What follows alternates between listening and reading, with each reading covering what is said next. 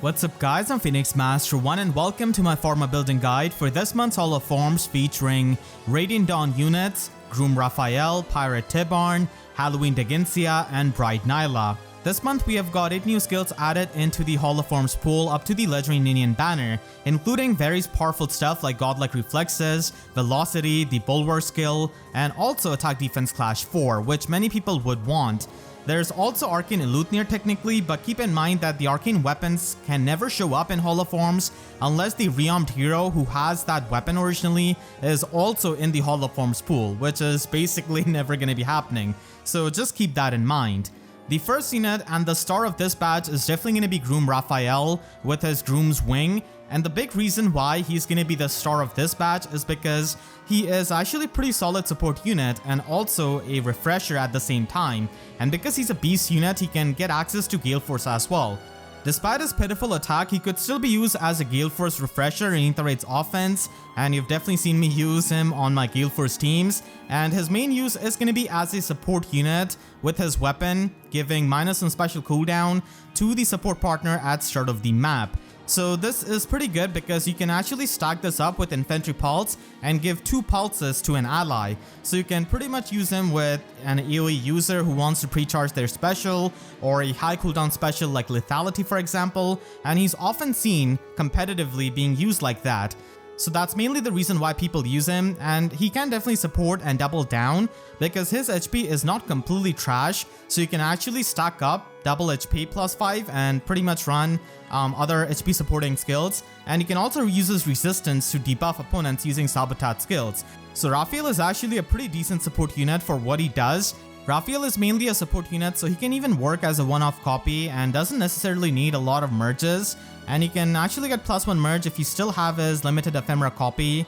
And even for a free-to-play player, if you do use him a lot in like Aether Raids offense, or if you do plan to use him in Summoner Duels, then he could be a decent pickup, and you can definitely try and get some premium skills.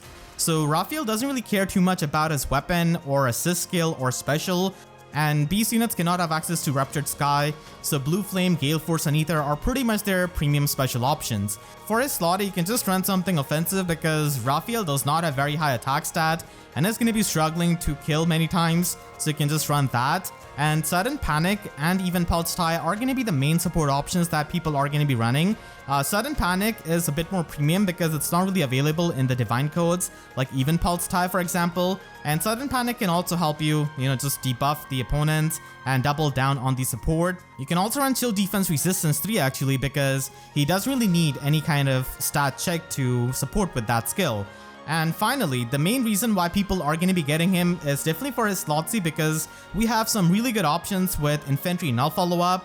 And Infantry Null Follow-Up is really amazing to free up the Slot B skill or the Sacred Seal of your fast infantry allies. And that's definitely the most premium skill out of this entire kit. So if you're getting Rafiel, I would definitely suggest you trying to get this skill because he can just double down on his support and support his allies even more with this effect.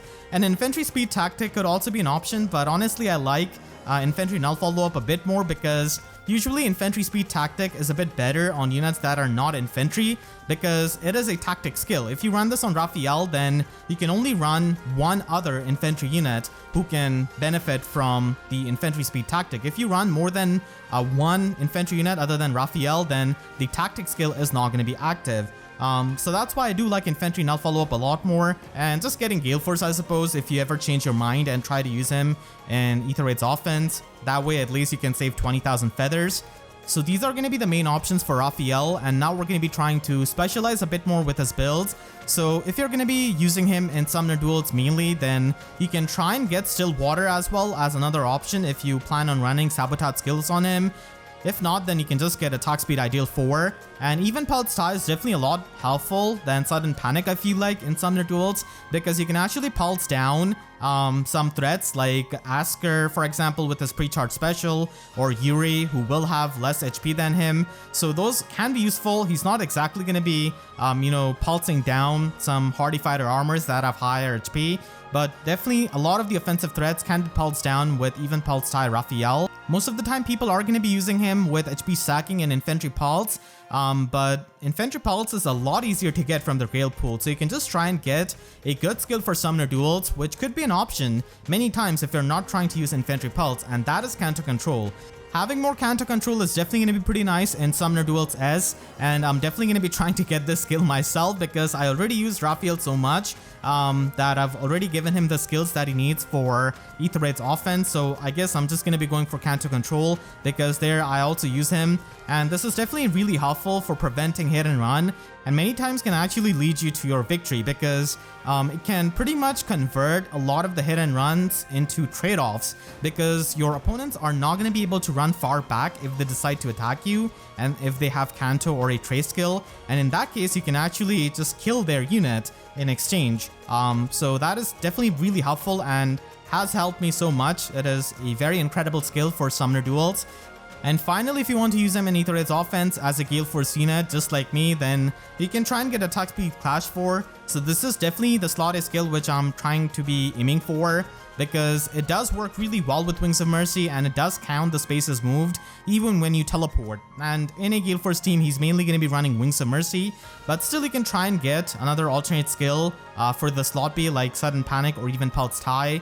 And again, Infantry Now Follow Up is such an amazing skill to pick up because on a Galeforce team, a lot of the allies are going to be running Wings of Mercy. So for example, if you're running him with like Brave Marianne, she doesn't really need to run Null Follow Up Sacred Seal and can just, you know, stack up more offenses with Blade Session or Attack Speed Form. So I would definitely suggest getting this skill if you're trying to use him mainly as a Galeforce unit. You can also try and get Time Pulse actually, because that will pulse down his Galeforce to full cooldown. So it is perfect with Flashing Blade, Sacred Seal, so that he can trigger his Galeforce. He's still going to be having trouble getting kills against a lot of the bulky units, but as a Galeforce dancer, having 2 actions is pretty much what you need, and he does support in a meaningful way with his weapon. So I am definitely going to be using him in my light season Galeforce team that I use a lot, because having a Galeforce dancer just helps your team so much, because having more actions on a Galeforce team pretty much means that you have more options to kill your opponents and also more opportunities to trap one of their units so that you can get to the pots. So yeah, this is the main way I use him, and I'm actually pretty excited to have him in the Hall of Forms so that I can get him with my free-to-play account. Pirate Tibarn is definitely going to be one of the more popular options from this batch, and he is a colorless beast flyer with Sky Pirate Claw. So this weapon gives him minus on special cooldown, and it also has the Spendthrift effect built into it if he's not adjacent to an ally. So what this pretty much means is that he can get +5 attack to himself in the combat and inflict -5 attack on the foe during the combat. So this is definitely really helpful for getting the heavy blade checks so that he can trigger Galeforce, and he can also get the guaranteed follow-up attack, which is definitely helpful because he's not really all that fast. And because of being a flying beast unit, he can actually have the 3 movement when he transforms. So he can be a pretty potent Galeforce unit with his attack stat and with the use of Heavy Blade Sacred Seal. But the thing is that he's not very fast, so Null Follow Up is definitely going to be a pretty annoying effect for him to go up against, because he's not going to be able to get his follow-up attack, and there are just a lot of other Galeforce options that we have got compared to when he came out. He can still work decently well with his attack and defense stat, so having this kind of speed is definitely going to be making it a bit awkward for him, because usually you'll see Galeforce unit with higher speed because they pretty much need that double to get the special acceleration on the double attack and trigger Galeforce in a single round of combat. But against Null Follow-Up and Follow-Up Negation units, Pirate Tibarn can definitely struggle with that. But if you're a big fan of him, and if you're just trying to get the premium skills on him, then you can definitely try and get Attack Defense Clash, which is now available in the Hall of Forms.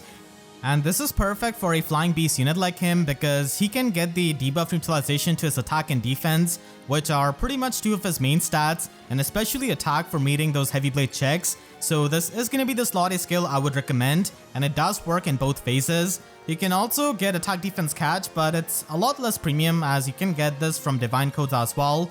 And attack defense clash is only present on 1 unit as of making this video, and it's actually really good on Tibarn as well, while being premium. Neon Trace is pretty much the best slot B skill that you could get for him because beast units don't really have too many options when it comes to slot B, and this can also help you with the heavy blade check. And then finally for the slot C, attack defense rain is going to be a pretty consistent skill to get those in combat debuffs, and it can also help you with the heavy blade check. Attack Defense Hold is not going to be present in the Hall of Forms obviously because it just came out with Ninja Shirshe, so Attack Defense Rain is the best that you can get. Attack Defense Menace is also an option because you can create that 12-point stat differential to make it easy to get the Heavy Blade check. But keep in mind, there are definitely other ways of getting visible buffs and also visible debuffs on the opponent. And the rain skills are definitely pretty consistent, so I always kind of prefer them a bit more. And you can also have Speed Defense Hold, and speed is definitely not something that Tibarn is usually going to be stacking at like low investment, but a little bit of speed actually never hurts because the guaranteed follow-up attack can actually help you bypass the follow-up negation units who are going to be slower than him. So getting a bit of speed debuff is actually not that bad, and at that same time you can also get the defense debuff, and it does have 3 range compared to the regular rain skill. Definitely not the best option because it doesn't really help you get the Heavy Blade check easily, but it's also one of the slotsy options. And Attack Smoke 4 can also work if you want to have a more mixed phase option, especially if you want to run something else than Galeforce on him when you get him. So this could also be an option on Tibarn and can give him the follow-up negation effect. He already has guaranteed follow-up attack in his weapon, so with the Smoke Force skill you can pretty much get the Omni Breaker effect. And if you mainly want to use him without Galeforce and you want to use some kind of damaging special, then Sturdy Surge is actually an option that you can get, and it can definitely help you with the healing, but it doesn't really help you with Galeforce much. I mean, it is going to be giving you the stats for Galeforce, but you don't really get any kind of healing when you run this with Galeforce. The other options also stay the same here. Pretty much, beast units don't really have too many options, and Tibarn doesn't really have access to a lot of premium specials. He doesn't really want Blue Flame because he wants to be solo for his weapon, and Galeforce is already on his base kit, so he will be coming with that when you redeem his Forma, and Aether is pretty much the next option that is left. Mainly the first build is going to be a lot more universally useful, and it is going to be my first recommendation, but I know many people don't really like to use Galeforce that much, so this could be an option if you're one of those people. Halloween Dheginsea is a red armor dragon, and because of that he faces insane competition from the new and amazing Duo Duma and also Halloween Myrrh and the regular Idun, but he definitely has some chances of competing with them now that we have Arcane Grima as the arcane weapon. So I wouldn't really recommend getting him if you already have those aforementioned red armor dragons, and if you can give him Arcane Grima, then that is the best case scenario because his stat spread can work really well with that weapon, with his attack stat and with his min-max bulk. And like a lot of armor units, he can definitely make use of a lot of the premium skills that he can get out of Hollow Forms. He was also a limited ephemera manual in like October, so if you still have him like me and you saved in the hopes of having him in a Hollow Forms, then if you get him, you can just get the +1 merge, which is going to be helping you with his physical bulk a bit more, and any kind of extra bulk is always good on a saved tank. Ultimately, Dheginsea is not the kind of unit that a lot of people are going to be chasing after because we already have so many good near save and far save units with their base kits alone. So if you already have them, then there's not a lot of reason to go after Dheginsea. But if you do have Arcane Grima available, then that is the best case scenario, and that's where you'll get most out of your Hall of Forms investment. So if you do like him a lot, and if at any point you think that you can give him Arcane Grima, then he can be an option with your Forma Soul, and you can actually give him Lantern Breath in the Hall of Forms because arcane weapons are not going to be showing up, and regardless if you want to give him Arcane Breath or not, Lantern Breath is still the best weapon to pick up because of having that guard effect built into it. So this can pretty much free him up from running Sturdy Stance on his slotty skill, and you can just run something else like Close Defense 4 for example, which can ignore the visible buffs of many of the threats, and that is pretty good because many of the threats do have the attack buffs and you're just going to be able to ignore that, and it can be a good alternate skill that you can have along with his default stance skill that he has in his base kit, which is already pretty good. Attack Defense Unity is also an option that you can run, but just don't run this with Slick Fighter because it will be having the anti-synergy. Speaking of Slick Fighter, he already has that in his base kit, so that's why you can try and get Hardy Fighter, which is a lot harder to get and also is a very powerful fighter skill. And it is the best option to pick up because you can get the damage reduction by running a defensive special like Escutcheon for example, and Pavis or Aegis when you give him Arcane Grima. So it is going to be really helpful, and if you give him Arcane Grima, then he already gets the auto follow up out of his weapon. And you can run him as a near save unit as well because of his physical bulk.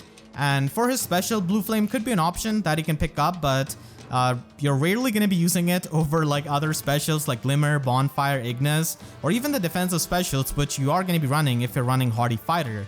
So this is the general Dheginsea build that you can get. Depending on if you give him Arcane Breath or not, it can definitely change his viability and his performance. And if you're a competitive player and you're lacking a lot of far save units that you can deploy in Summoner Duels S, then he could be an option that you can pick up. And I would only recommend this build if you're trying to use him in Summoner Duels S as another far save option. If you don't really have too many Hardy Fighter far save armors, then this could be an option. And Distant Defense 4 is going to be a pretty good slotty skill to get, especially if you're not going to be running him with Distant Counter Dragon Sacred Seal, because in Summoner Duels S, you can only give Distant Counter Dragon to one of the dragon units. You cannot give to like everyone. So this could be helpful against the visible buffs, the Rattling Cry Captain skill, and against the Duo Dagger teams which can just get the visible buffs. Hardy Fighter is going to be an absolute must if you are going to be getting him for Summoner Duels S, because you need that to tank lethality from Yuri and pre-charge specials like Deadeye. So the defensive specials like Sacred Cowl and Aegis are not pierceable by lethality and Deadeye, and that is one of the big reasons why you see Hardy Fighter armors a lot in Summoner Duels. And because he's being used in Summoner Duels, Far Save is going to be the better option to pick here, even without Distant Counter, because in Summoner Duels S, the metagame is pretty much that, survival of these save tanks is going to be very important so that you can push your advantage state and also protect your allies from a lot of the insane range nukes that we have available. So having a far save unit is definitely pretty helpful, and if you are going to be running him with Distant Counter Dragon and Arcane Grima, then getting the attack resistance version of the save skill is going to be much better. So just plan out accordingly depending on what you want to do with him when you get him for Summoner Duels S. Now if you're going to be using him in a competitive game mode, then the matchups matter a lot, especially against the common threats. So here are some of the common threats that you're going to be facing in Summoner Duels S, and here's how he does with his Lantern Breath build at +1 merge. And in Summoner Duels S, you can definitely try and ban the Bridal Catria teams because you don't want to take those quad attacks or even the brave hits with your far save tanks in general, because Bridal Catria teams can bust through a lot of the far save tanks, and they're just unavoidable in Summoner Duels rank because people are going to be bringing Bridal Catria. But in Summoner Duels S, you can definitely try and ban her, and his matchup against some of these really common threats is pretty decent, like Yuri and Duo Dagger for example. He is going to be dying to the AoE hits if he takes the direct AoE damage from stuff like Spring Sonia or Duo Thor, and he is of course going to be dying to Deadeye of Duo Chroma as well, because having pre-charged Sacred Cowl is definitely not enough to stop the monstrosity of Duo Chrome. So you have to watch out for those matchups, and even without Arcane Breath, he can still do a decent job as you can see. But when you give him Arcane Breath, things definitely change, because you can run Distant Counter Dragon Sacred Skill, and when you give him Arcane Grima, your slotty skill that he got from Hollow Forms becomes a lot less relevant, because he already comes with Sturdy Stance 3, which gives him the extra attack, which does, result in more true damage with Arcane Grima. And you can basically run this to get the guard effect, and with Hardy Fighter, Far Save, and Distant Counter Dragon, you can run Aegis, which is not possible with the Lantern Breath because it doesn't give you minus on special cooldown, and the damage reduction of Aegis and Hardy Fighter is really high. So basically his playstyle is going to be tanking hits and then absolutely killing the opponents in a single hit, especially if you invest a bit more into him with like Trade Fruits and give him +6 attack. So this is still like +1 Arcane Dheginsea against these Summoner Duels S threats. And Duo Thor and Spring Sonia are incredibly powerful and meta-defining AoE users, so it should not be a surprise. And he's also going to be dying to Bridal Catria units, but again, ban Bridal Catria in Summoner Duels, so just avoid taking the AoE damage from him and you should be fine. Many times you can actually take the direct AoE hit from Spring Sonia if you have him with like some resistance buff. And if the Spring Sonia is not as hyper optimized as I have here with like Seal Resistance 4 in slot B and like plus attack, double life and death, so you can try and tank her, but taking AoE damage from Duo Thor is definitely going to be pretty fatal. So Dheginsea definitely works pretty decently well if you don't really have better save tanks than him, especially when you can give him Arcane Grima for example, as you can see here. And if you can't give him Arcane Grima, then you can definitely try Dragon Strat 4, which is now available in this Hall of Forms. So I would only recommend to give this build to him if you can get Arcane Grima. And again, Arcane Grima is not going to be available in Hall of Forms, so you will need the Arcane Inheritance out of Realm Grima. and Dragon's Wrath 4 can actually stack up with the true damage from Arcane Grima to make it a lot easier for you to one-shot with his high attack stat, and that is going to be working really well with this kind of playstyle. Just keep in mind that the damage reduction out of Dragon's Wrath 4 can be pierced by Lethality and Deadeye, so you definitely have to watch out for those kinds of opponents, and you can also run the Unity skill in case you get debuffed for your attack, so he's not really going to be getting hindered by that. The final unit of this batch is going to be Bride Nailah, and she's unfortunately, in my opinion, the most underwhelming option out of this entire batch because she's not a support refresher like Rafiel or a Galeforce flying beast like Tibarn or a far save or near save unit like Dheginsea. She's a green beast infantry unit, and the worst thing is that attack speed finish 4 is not available in this Hall of Forms. It should be available next month, but it's really sad for Nailah because she just misses out on the perfect slotted skill for her just by 1 month. And the thing is that she is, the worst Nailah out of the bunch that we have got. The regular Nailah has got fantastic weapon refine, and Hatari Nailah is also really good. But despite this, you should not be losing hope because Bridal Nailah is going to be getting a weapon refine in 2 years in 2024, and she's going to be getting that before Pirate Tibarn. So roughly it should be in like April of 2024. So if you do get the premium skills on her and if you like her a lot, then this is definitely going to be pretty helpful.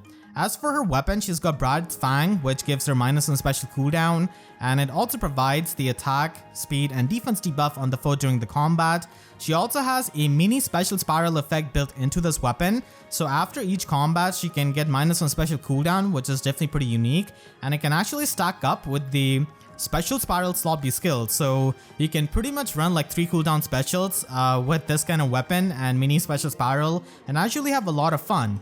And her beast transformation is the old one where you can just get the true damage, but when she gets the weapon refine, she's actually going to be getting the tempo effect, so that is going to be perfect. So Nailah is the kind of unit that is going to be getting better in the future, and she's what I like to call a refined gamble unit, which we many times have in these Hall of Forms, where you pretty much try and bank on the fact that they can get hopefully a good weapon refine in the future. But always an option if you're a big fan of her and if you want to give her some premium skills. So Bride Nailah can just get Blue Flame, even though she's not really going to be using it too much over Moonbow or other specials, but again, it is the premium option. And Third Spiral can work out because you can just get the healing in the player phase, and it does work with the special spam that you can do. And the best lobby skill to get here is going to be Speed Defense Bulwark, because unfortunately, beast units don't really have too many options to pick up. You can also try and get Special Spiral, but it's already available on a 4-star focus seasonal like Ninja Mail Korin, and it's also available in the Divine Codes. And Speed Defense Bulwark is a way more premium skill that you can try and get when you're spending a Forma Soul on her. And this could actually become pretty good on her with her weapon refine if she ends up getting a good effect like maybe Canto or Null Follow Up, for example. And Attack Speed Oath 4 is going to be also a pretty good premium option that you can try and get for the Slotsy skill, because it can provide her with the extra offenses, which is definitely going to be needed, and the teleportation it enables is also really fun. If you want a more mixed phase option, then Attack Speed Ideal 4 can work out here, and it does have good synergy with the Bulwark skill. Like I said, we don't really have attack speed finish just yet in the Hall of Forms pool, so unfortunately you can only get attack resistance finish, which is not the most optimal skill. I guess you can still try and get just for the healing and the true damage, I suppose, but you can still try and get a more offensive skill in nature, which is probably going to be working better in the long run, like attack speed ideal or even attack speed unity. And you can actually run attack speed clash as well, because your teleported spaces are going to be counted towards it when you run her with an Oath 4 skill. Finally, if you are going to be investing a bit more into her, then you can try and get Speed Smoke 4 so that you can get the damage reduction. And this is pretty much the one way that beast units can try and get damage reduction out of their own kit. And you can also get Attack Speed Unity, which is going to be protecting you from the speed debuffs as you try to get the damage reduction. I wouldn't really recommend this on like Unmerged Nailah, for example. But if you're going to be investing a bit more into her, then she can definitely appreciate Speed Smoke 4. Next month, we're going to be having Awakening Hall of Forms as the last Hall of Forms of the year. And these are my expected units, and I'll explain why I think these units have a good chance. Nowadays, they do try and put a lot more recent units in Hall of Forms, and one of these sword units from Awakening like Seri, Yenfei, Priam, or Flavia could show up, but I think like there's not high chances of that, because ever since we have gotten Vital Astra in the Holoforms pool, they have not put any kind of speedy sword unit there. And just in this month itself, we have got godlike reflexes. So that's why I don't think they're going to be putting a sword unit. And I think that Spring Savera and Fallen Male Morgan have a pretty good chance of appearing. We also have Na as, one of the options, but she is going to be getting her weapon refined extremely soon. So I think it's kind of unlikely when it comes to that. And when it comes to the blue color, I think Miriel and Awakening Anna do have pretty good options. We do have Cynthia, Pain, and also Kiel, who just got their weapon refines, which could also show up, but because they got their weapon refines, just recently. And when it comes to the green color, I think that Fallen Female Morgan also has pretty good chances because she's available in the Divine Codes, and many times we do see these Divine Codes units in Hall of Forms. Literally in this one, we have got Bride Nailah, so that's why I think that she's got pretty decent chance, and I think Plagian Tharja or Spring Inigo are going to be my other picks, I think, when it comes to the other green options, because Plagian Tharja, I think, could show up in like limited ephemera manuals. Many times they do put these limited ephemera units in Hall of Forms either before they release it or after. Most of the time it does happen after, like with Halloween Dheginsea, but still I could see Plagian Tharja happening. And Spring Inigo is also an option that I think could happen.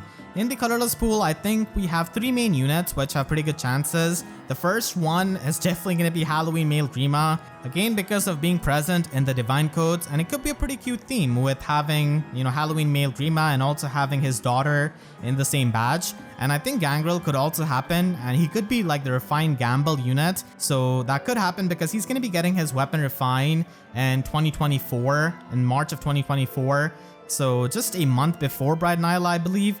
And the third colorless unit which I think could happen is definitely going to be Maribel because of her preferred staff.